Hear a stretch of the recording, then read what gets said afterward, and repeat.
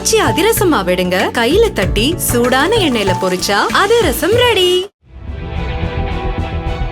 22 வயதில் புரட்சியாளராக பகத்சிங் விளங்கியதாக கூறியுள்ள சீமான், தமிழகத்தில் இளைஞன் அதே 22 வயதில் நடிகனை பார்க்க சென்று நெரிசலில் சிக்கி சாவதாக விமர்சித்துள்ளார். சென்னை போரூரில் நாம் தமிழர் கட்சியின் தமிழ் தேசிய படைப்பாளர் விருது விழாவில் பேசிய அவர் இதனை தெரிவித்துள்ளார். பகத்சிங் சொன்னால புரட்சி என்றால் என்ன, புரட்சி என்றால் என்ன என்ற கேள்விக்கு ஒரு இளைய புரட்சியான உலகத்திலே 22 வயதில் இவ்வளவு சிந்தனையா என்று வியந்து விடுவீர்கள். அவன் முன்வைத்த கோட்பாடுகளை நினைத்தால் 22 வயதில் நடிகனை பார்க்க போய் இடையூறுகளில் சிக்கி செத்தவர்களுக்கிடையே 22 வயதில் இப்படி இடையேற்ற சிந்தனையாளன் ஒருவன் சொல்றான் புரட்சி என்றால் அது ரத்தம் சிந்தும் வன்முறையாகத்தான் இருக்க வேண்டும் என்பது அல்ல, அது துப்பாக்கி தோட்டாக்களை தொழுவதும் அல்ல.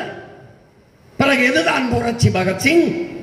நாம் அந்த புரட்சிக்கான விதைகளை தூவ வேண்டியது படைப்பாளிகள் ஒவ்வொருவருடையது.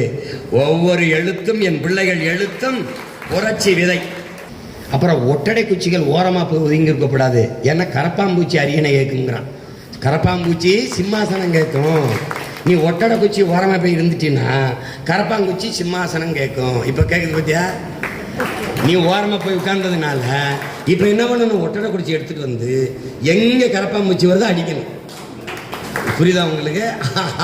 அந்த வேலையை நம்ம செய்யணும், அந்த ஒட்டடை குச்சி அது வேலையை செய்யணும். மக்கள் கண்டெடுத்த தலைவர்கள் நடித்துக் கொண்டிருக்கிறார்கள்.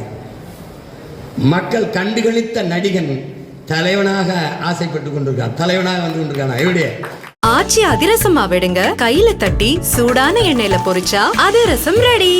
பிளே ஸ்டோர் மற்றும் ஆப் ஸ்டோரில் இருந்து பாலிமர் செயலியை QR கோடு மூலம் பதிவிறக்கம் செய்யுங்கள். செய்திகளை உடனுக்குடன் பெறுங்கள்.